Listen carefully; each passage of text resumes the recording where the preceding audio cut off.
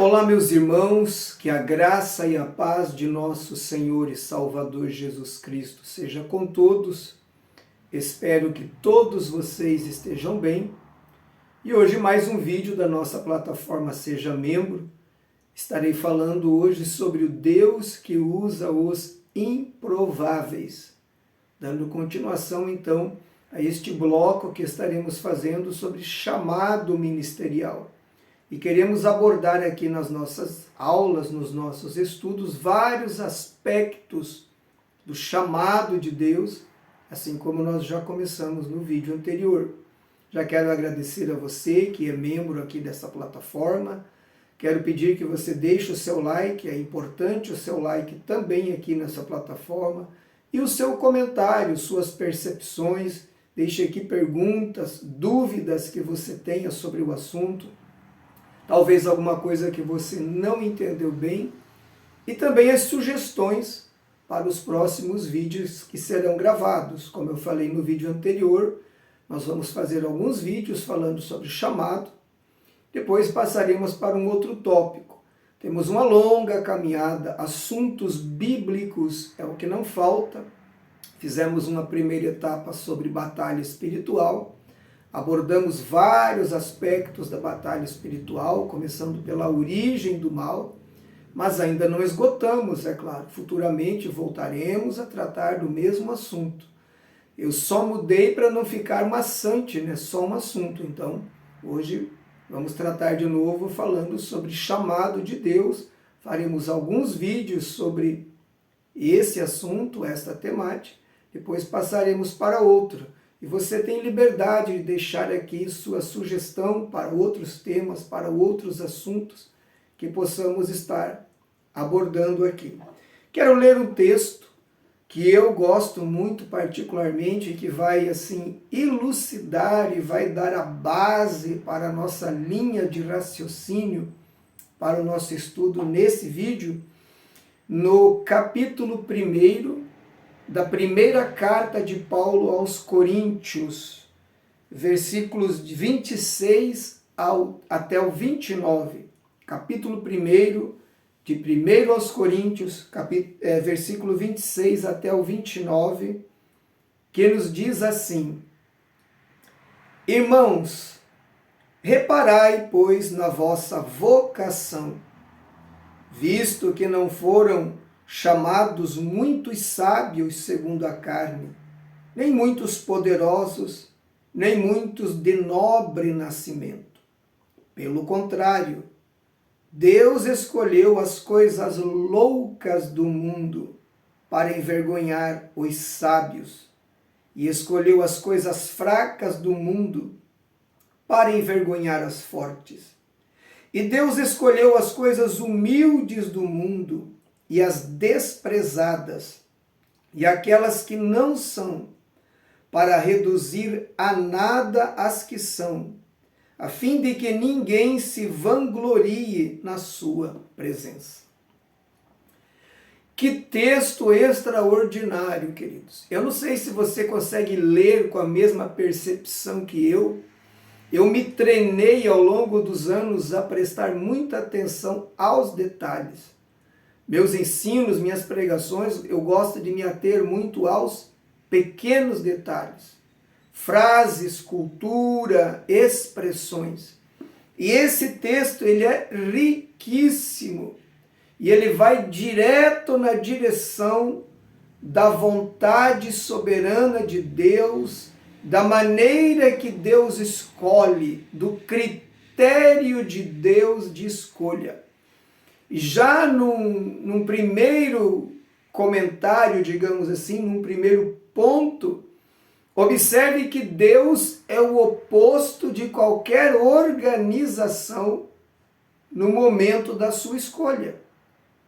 Qualquer empresa, ao fazer um processo seletivo para contratação, vai escolher entre os candidatos os melhores. Você não concorda comigo? Aliás, quanto maior for o cargo, a responsabilidade, maior será o critério da escolha, ou os critérios, digamos assim, porque são mais de um. Você pega as Forças Armadas, pode ser Marinha, Exército ou Aeronáutica. Quando você vai hoje se candidatar para ser um soldado raso, você já passa por critérios físicos, intelectuais, saúde emocional, psicológica, altura, dentição. Tudo isso é observado na hora de selecionar os candidatos para o serviço militar, e muito mais rigorosa é a seleção para os candidatos a cursos de sargento, oficiais e assim por diante.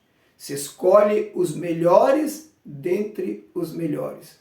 Para forças especiais, para soldados de elite, eu que fui militar, sei que a escolha é muito mais rigorosa. Por exemplo, para forças especiais, é escolhido já de dentro de quem é militar os melhores dos melhores, em todos os aspectos.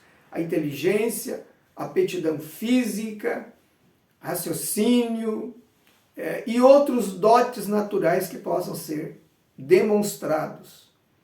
Se você procurar hoje também uma universidade que faz um processo seletivo para professores, reitores, diretores, há um rigor no processo seletivo. E nós poderíamos aqui discorrer sobre inúmeras organizações. Você não vai achar nenhuma organização, nenhuma empresa, nem mesmo um pequeno comércio, jamais vai contratar os piores. Não é verdade? Quem contrataria os piores para ser seu funcionário? Quem contrataria os piores para ser um diretor de uma organização? Quem contrataria os piores para serem os defensores de uma nação? Ou mais, para ser os comandantes dos defensores? Ninguém faria isso. Porém, o texto que nós lemos nos mostra que Deus escolheu, na sua grande maioria, os piores, os sem talentos, os desacreditados, os indignos, os desqualificados, aqueles que não são nada, os sem pedigree, sem sangue azul, sem nascimento nobre, sem grandes dotes e capacidades intelectuais, sem grande formação acadêmica. É claro que eu quero ressaltar a vocês que esse texto que nós lemos, ele está falando em primeiro lugar já da questão da salvação. Aqui o apóstolo Paulo está falando do chamado, da escolha para a salvação, mas aplica-se também ao ministério. É só você olhar toda a história bíblica e você vai ver que os homens que Deus escolheu, é como diz aqui, muito raro ele ter escolhido alguém especial, de grandes dotes e habilidades. Geralmente eram os desprezados, eram aqueles que não tinham nada de referência. Vou dar alguns exemplos para vocês. Elias é chamado de o Tisbita, porque ele vinha de uma região chamada Tesbe, de uma cidadezinha chamada Tesbe, que no mapa da época nem existia. É como, imagine você, aquela cidadezinha pequena que você conhece, que a gente até... Ela está no mapa, mas a gente diz que nem existe no mapa, porque ninguém nunca ouviu falar. Então Elias, um dos maiores profetas do Antigo Testamento, vem de Tesbe, era o improvável. Isso é uma questão tão forte dentro do estudo bíblico, da teologia, que quando eu morava em São Paulo, ali eu vivia entre pregadores itinerantes, né? Então estávamos ali, escolas bíblicas.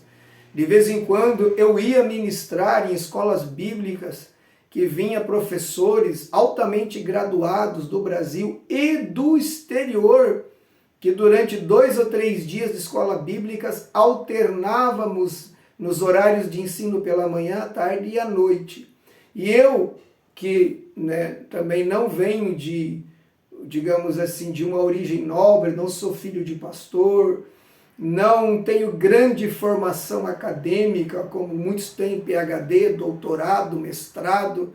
Eu sempre brincava com meus amigos que o único tisbita lá era eu. Porque nós estamos falando aqui de pessoas improváveis, pessoas que estão no lugar que não era para estar. Então Elias, esse homem que esteticamente era horroroso, não pense você que Elias era bonito. Um homem que vivia no deserto, cabelo grande, esvoaçado. Imagine você, um homem que não passava um creme, que não lavava com shampoo, pele queimada do sol, barbudo, uma pele tão diferente que a Bíblia sempre destaca a pele dele, que era feita de pelos de camelo e usava um cinto de couro, possivelmente bem largo na cintura. Aquele homem barbudo com o cabelo seco, esvoaçado, com a pele queimada do sol, né? Com aquela roupa estranha, era o grande profeta de Deus.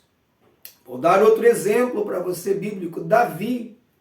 Davi era tão desacreditado na sua família que quando Samuel vai à casa de Jessé ungir um rei, Jessé apresenta os seus primeiros filhos, o mais velho, né, o primogênito, que estava na academia militar de Saul, os 3 mais velhos estavam no exército de Israel, e depois, não sendo escolhidos aqueles, foram apresentando os outros. Davi não foi nem chamado para o almoço solene ao qual Samuel veio, para almoçar com aquela família e ungir o rei.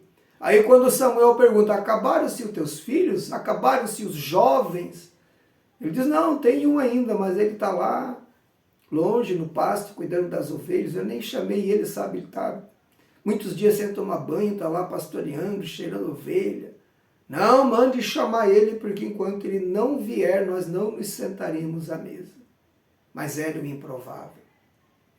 Jesus, por sua vez, quando nasce, aonde que ele nasce? Na cidade de Belém.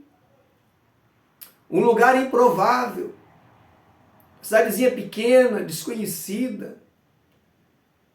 Depois foi para Nazaré, outra cidadezinha também que não tinha grandes projeções, não era uma capital, uma cidade importante daqueles dias.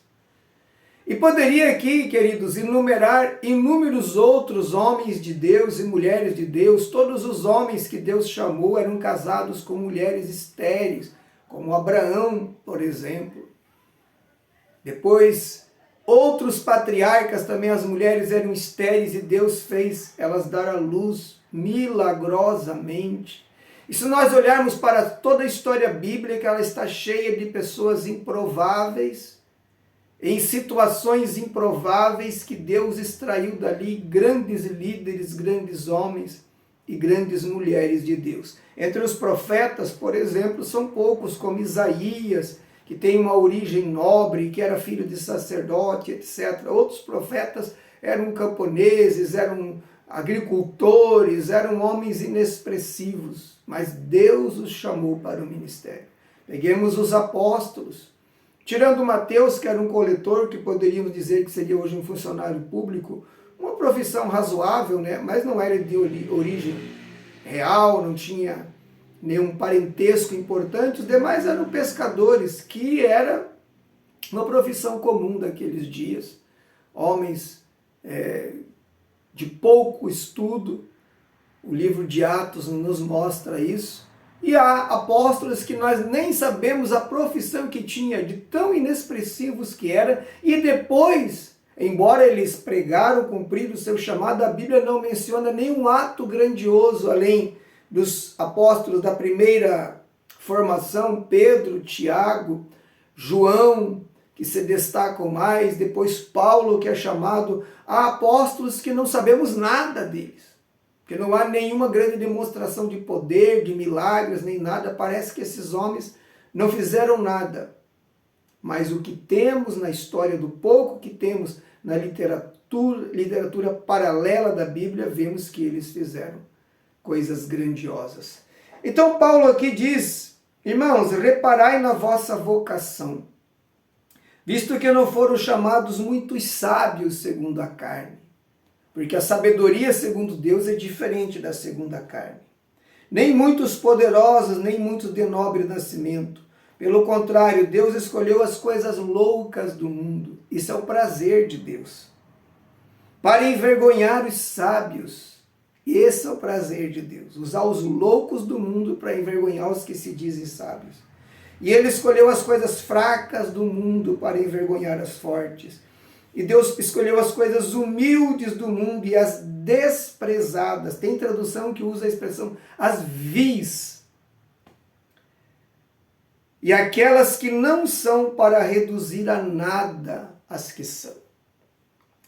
E olhando para a história moderna da igreja, a grande maioria dos homens e mulheres que serviram a Deus como líderes de igreja, como missionários no campo, como pessoas que fizeram algum tipo de trabalho relevante para Deus, são pessoas simples, que vieram de condições improváveis, de uma família humilde, de nascimento humilde, pouco recurso, muitas vezes pouco estudo, grandes adversidades, dificuldades, mas foram estas as que fizeram os trabalhos mais relevantes para Deus.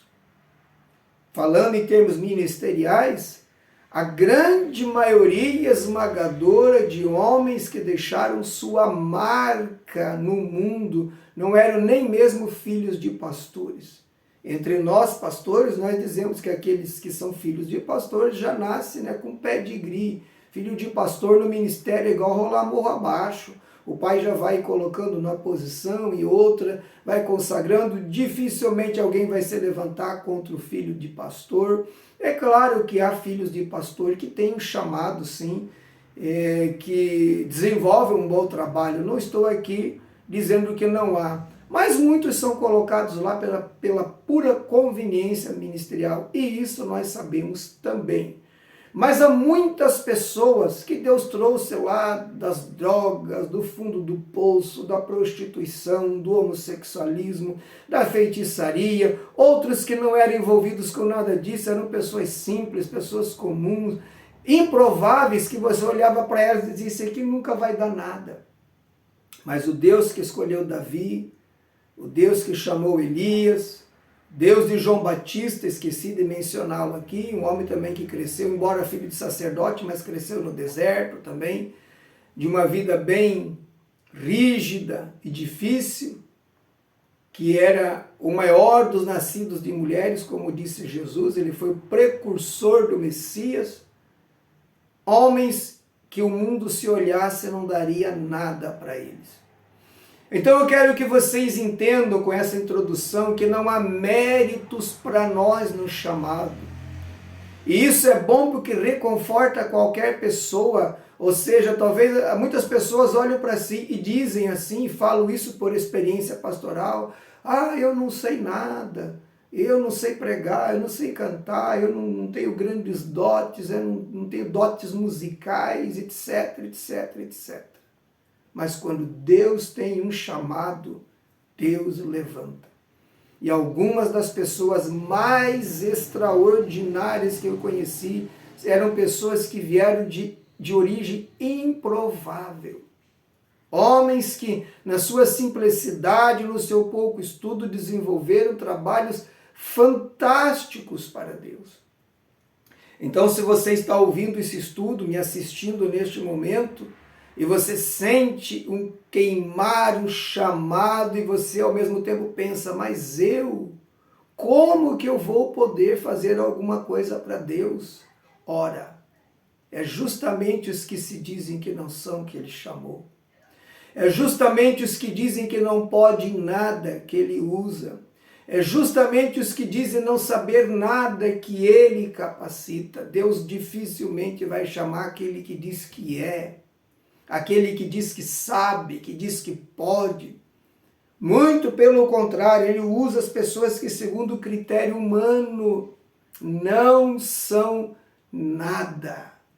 Deus não precisa de dotes especiais de ninguém, de habilidades especiais de ninguém. Pelo contrário, A Bíblia diz que Deus resiste aos soberbos, mas dá graça aos humildes. Uma das coisas mais constrangedoras, eu vou usar essa expressão aqui para não usar uma palavra mais pesada, que a gente vê no ministério é o orgulho de pessoas. Eu vou confessar para vocês, como aqui é uma plataforma fechada, eu tenho aversão a esses cantores estrela. Sabe, essa gente que eu conheci, muitos deles pessoalmente, não ficam em qualquer hotel. Eles realmente se sentem estrelas, não vão numa igreja pequena. Eu conheci alguns que rejeitaram cachês pequenos, que não eram cachê assim, que eu vou dizer que era pequeno para eles, que chegam a cobrar 30, 40 mil, cantores, né? Pregadores cobram 5 mil, 10 mil, 5 mil por noite. E ofereceram 5 mil para um congresso de 2 ou 3 dias, eles não foram porque era muito pouco dinheiro. Conheço muitos pregadores que quando o pastor liga para ele para marcar uma agenda, a primeira coisa que ele pergunta é: quantos habitantes tem a tua cidade e que tamanho é a tua igreja? Conheço um famoso aí que era deputado, agora na última eleição não se elegeu mais.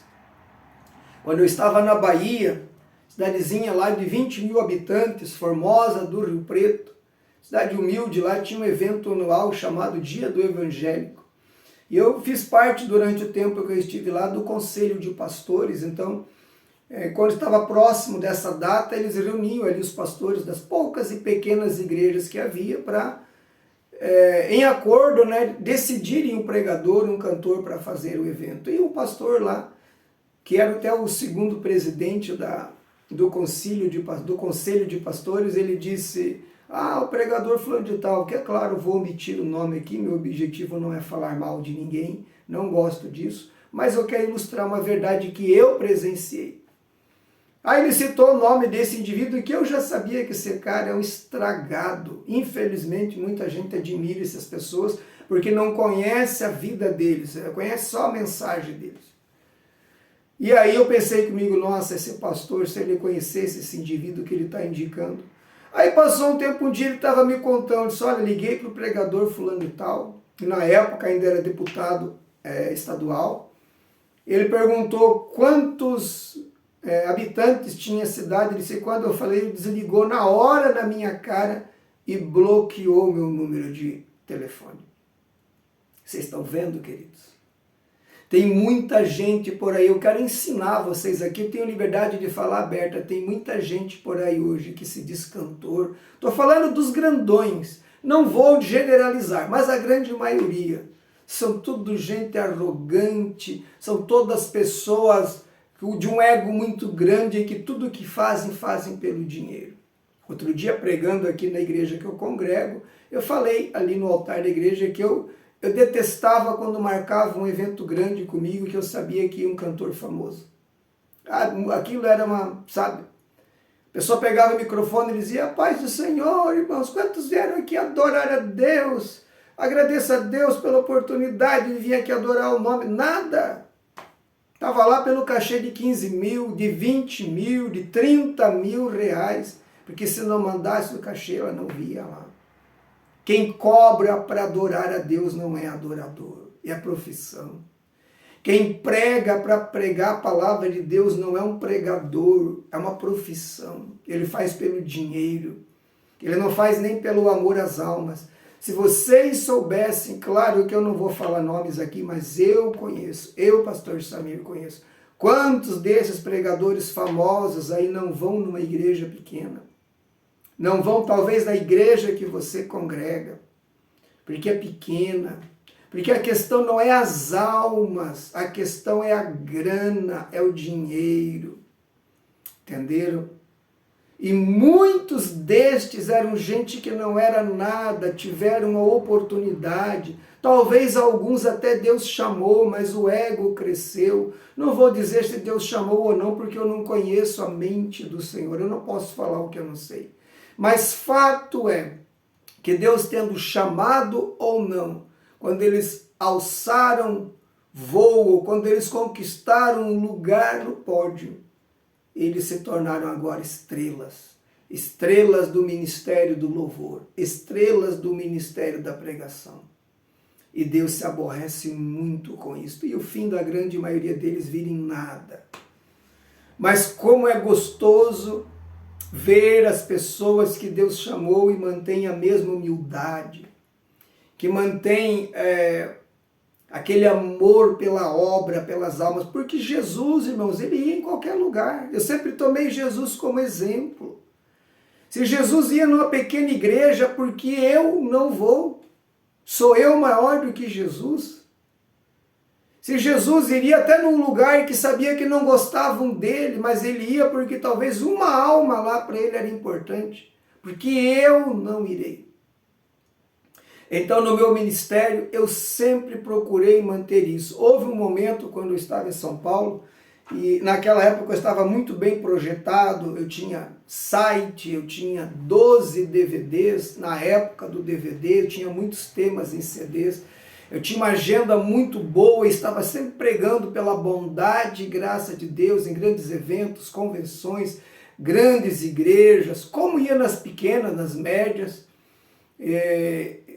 escolas bíblicas, como eu falei para vocês, né, onde tinha grandes ministrantes aqui do Brasil e do exterior. Fiz várias escolas bíblicas, onde outros professores que dividiram a tribuna comigo vieram dos Estados Unidos, formados no seminário teológico em Dallas, etc.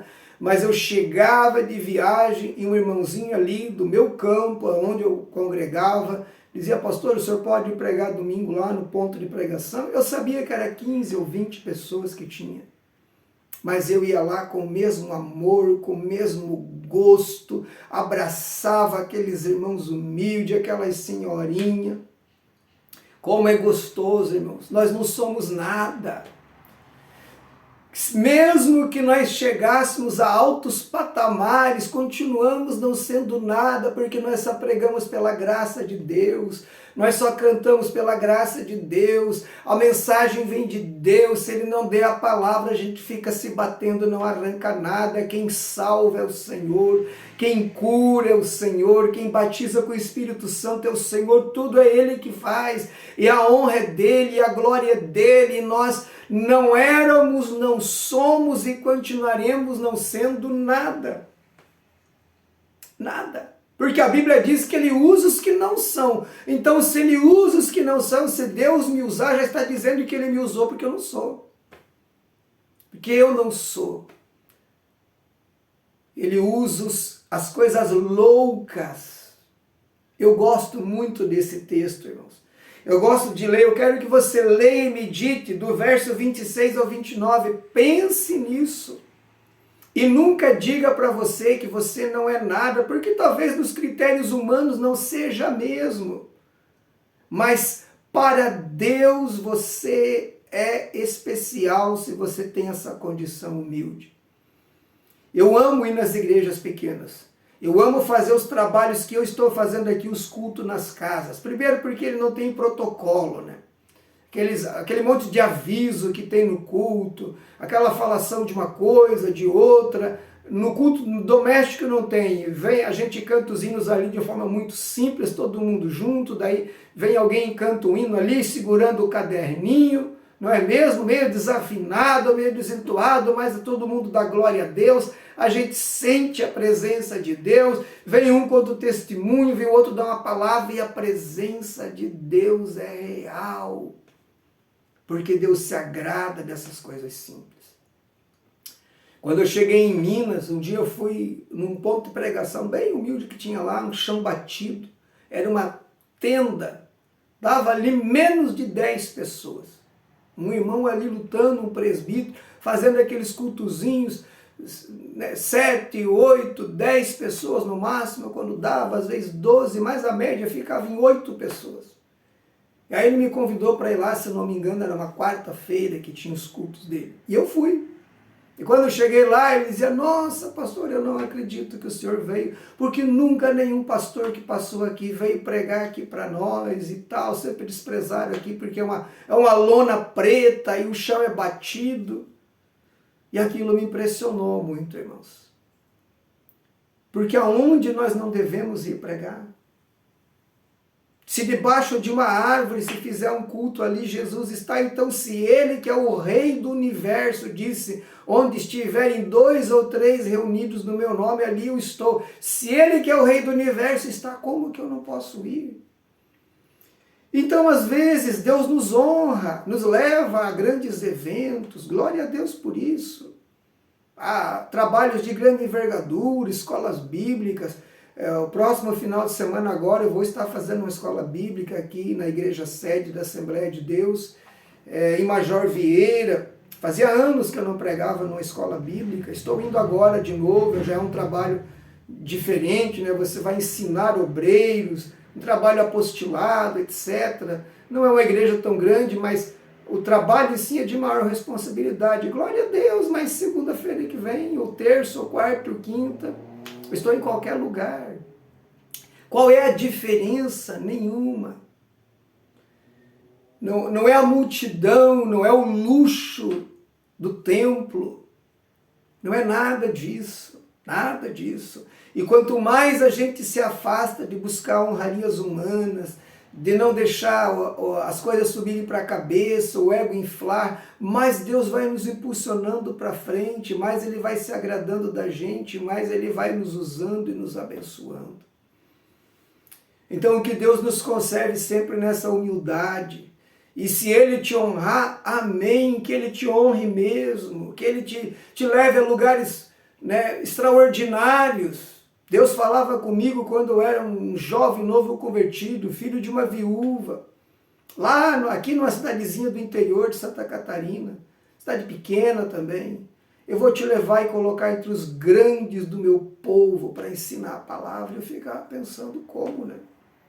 Passaram-se os anos, eu fui me preparando, é claro, eu estudei muito, fiz alguns cursos, mas principalmente eu mesmo mergulhei no estudo, na leitura, fui adquirindo livros, conheci todas as matérias da teologia sistemática e me aprofundei nelas. E você vê aqui o que há atrás de mim. Eu gosto muito do estudo, da leitura, do conhecimento. E lá na frente, quando chegou a oportunidade, eu estava preparado para ministrar em eventos que eu diria que é a maior responsabilidade, como convenções de pastores. É um ginásio lotado de pastores e você está ali para ministrar, e ali embaixo tem pastores assentados de cabelos brancos que já eram pastores quando você nasceu. Olha o tamanho da responsabilidade.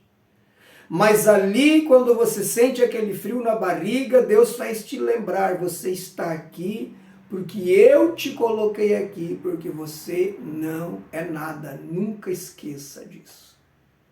E quantas vezes Deus falou ao meu coração nestes eventos, e eu sempre pensei assim, Senhor, toda a honra e toda a glória para Ti. Nunca deixe nada entrar no meu coração, nunca deixe eu achar que eu sou alguma coisa. Porque se eu lograr êxito no meu ministério, foi o Senhor que fez todas estas coisas. Então, queridos, Deus é o Deus que usa os improváveis. E nestes últimos dias, Deus falou comigo por ocasião de uma experiência profunda que eu tive com Jesus, onde uma semana Ele falou comigo, e uma das coisas que Jesus falou comigo, que eu posso falar para vocês, é que nesse tempo do fim Ele vai usar muito mais os pequenos. As pequenas igrejas, os pequenos ministérios, as pessoas mais improváveis, que as pessoas muitos pastores vão olhar para alguém e dizer, não, isso aqui não tem condições de nada, é aquele que Deus vai levantar. As coisas loucas, como diz o texto, as coisas vis, desprezadas, Deus vai usar para um grande e poderoso avivamento nos últimos dias. Então, se você tem um desejo, um chamado, o meu conselho para você é ore, estude a Bíblia. Nada é mais importante do que estudar a Bíblia. Conheça bem a palavra, se prepare, leia boa literatura. É só isso que você precisa. Um homem e uma mulher chamado por Deus precisa só de duas coisas: conhecer bem a palavra e investir numa vida de oração e de jejum, e Deus te usará. Só isso. Mas pastor, eu não sou chamado, talvez para pregar no púlpito de igreja, mas Deus vai te usar para pregar para familiares, para pessoas dentro da tua empresa, pessoas do teu ramo de negócio, pessoas na empresa que você é um funcionário, no comércio que você é dono, proprietário, em todo lugar, mas você tem que conhecer a palavra. E você tem que ter a unção e a ousadia do Espírito que vem pela oração, porque Deus usa os improváveis, mas os improváveis têm que estar preparados no sentido de conhecer a palavra e ter uma vida de oração e de íntima comunhão com Deus. Porque Paulo, o mesmo autor da escrita aqui de 1 Coríntios, ele diz: procura apresentar-te a Deus como um obreiro aprovado, que não tem do que se envergonhar e que maneja bem a palavra da verdade. Deus vai usar os improváveis. Deus vai usar você para coisas extraordinárias. Acredite nisso. Eu vou confessar para vocês que eu tenho um projeto que eu estou orando a Deus. Eu tenho o desejo de comprar uma propriedade, um sítio, uma chácara, e ali construir alguns alojamentos, coisas simples, mas bem construídas, para dar assim, um mínimo de um conforto, quartos com banheiro dentro, com beliche arrumadinho, e um local para culto, como que um celeiro, mas também muito bem feito, simples, mas bem construído, para treinar pessoas ali para este tempo do fim. Não é um curso teológico, porque o curso teológico, irmãos, é bom, eu até recomendo, mas eu conheci muita gente que diz para mim: pastor Samir, eu fiz um curso teológico e não sei nada. Porque às vezes a grade curricular não é boa e precisa ser, o professor não é bom e precisa ser, ele tem que saber passar a matéria, e mesmo que seja bom, não é o importante, como é que eu vou dizer, ele não forma ministério, ele ensina, ele dá conhecimento como é a proposta, teológico. É muito bom para entender a Bíblia, a cultura, a história, as línguas, etc. Mas um treinamento para o chamado é mais ou menos como o curso que eu fiz na Jocum, onde eu fiquei lá 5 meses, é aquele curso bem, que tem a teoria e tem a prática, que é mão na massa mesmo. Então, eu estou elaborando uma grade curricular para dar ali treinamento de batalha espiritual, falar sobre missões em nível aprofundado, falar sobre vocação. Vai ser um lugar que as pessoas vêm, vai ser um lugar de oração, onde nós já vamos orar ali para que as pessoas saiam batizadas com o Espírito Santo. Vamos dar ênfase no estudo sobre a pessoa do Espírito Santo, a paracletologia, missiologia, batalha espiritual, que seria angelologia com demonologia junto, entre outras coisas, missões urbanas, missões transculturais, como evangelizar, como fazer um mapeamento espiritual da cidade. Então a pessoa vai vir ali, vai ficar talvez uma semana, 10 dias e vai sair dali com uma bagagem robusta, além dos períodos de oração que vamos ter e cultos e tal. Então, enfim, há um sonho e esse sonho vem de Deus. Mas eu estou maturando em oração porque hoje é um sonho. Mas aquele a quem nós servimos é dono do ouro e da prata. E é interessante, irmãos, que a igreja que eu fui pregar há 2 semanas atrás, a Comunidade Deus Vivo, lá em Londrina, o pastor Wilson, que é o presidente, fundador, já está com 31 anos aquele ministério, tem várias igrejas, tem uma estrutura muito boa. Pastor Wilson, um homem de Deus, assim, daqueles raros pastores que une sabedoria com humildade, espiritualidade, são qualidades importantes no líder, a sabedoria, humildade e espiritualidade. Um homem desapegado de bens materiais, apesar de ter um ministério grande com muitas igrejas, dirigindo um carrinho simples, de uma roupa simples. Então você vê na pessoa um homem de Deus. E ele disse para mim: pastor Samir, eu tenho o mesmo sonho, o mesmo desejo, ele falou, de fazer um curso. Lá ele já tem estrutura, ele tem as salas, tem tudo, tem cozinha, me mostrou lá, ele tem uma estrutura grande na igreja dele, de fazer um curso para treinar os improváveis. Esta é a expressão que ele falou: pastor, eu quero treinar os improváveis, tirar a gente da rua, gente das drogas, trazer pessoas aqui que a própria igreja que ela está inserida, ninguém dá nada por ela. E treinar e preparar essa pessoa para Deus usar. Observem, irmãos, como que o Espírito fala com pessoas de cidades diferentes, estados diferentes, a mesma coisa. O mesmo projeto que o pastor Wilson tem lá em Londrina, no estado do Paraná, é o projeto que o Espírito de Deus gerou no meu coração aqui em Indaial, estado de Santa Catarina. E eu tenho certeza que deve haver outros pastores a quem o Espírito de Deus está gerando a mesma coisa.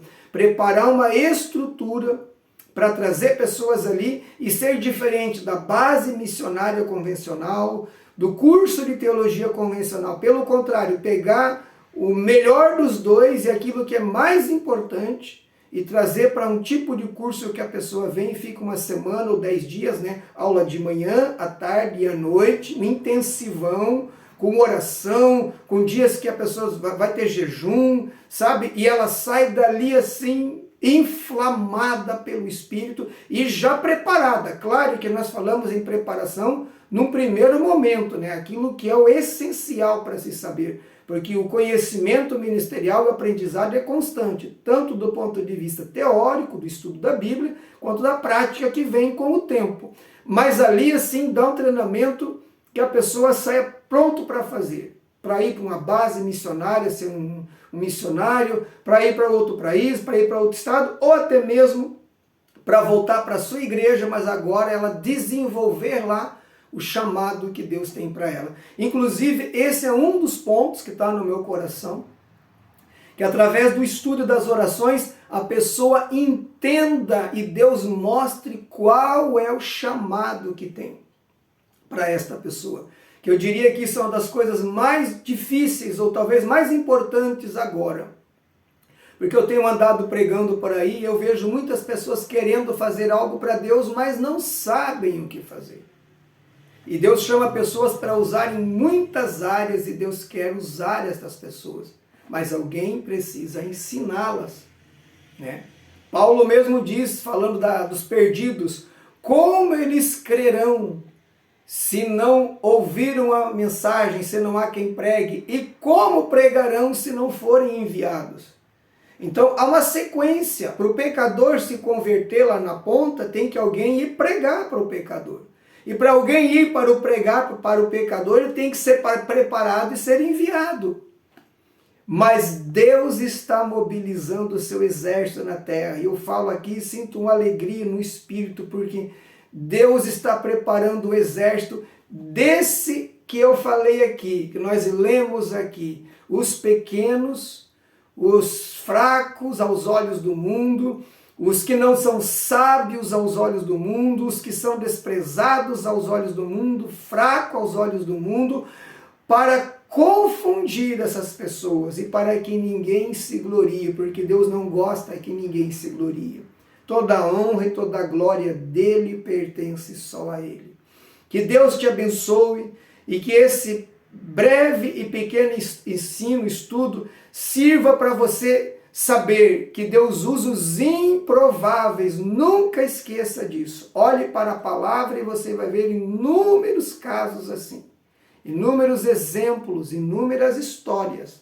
E eu quero crer e orar que você seja mais um deles ou mais uma delas que Deus vai te levantar e vai te usar nesses últimos dias para a glória dele. Amém, queridos? Nós vamos ficar por aqui. Semana que vem vou subir outro vídeo dando sequência.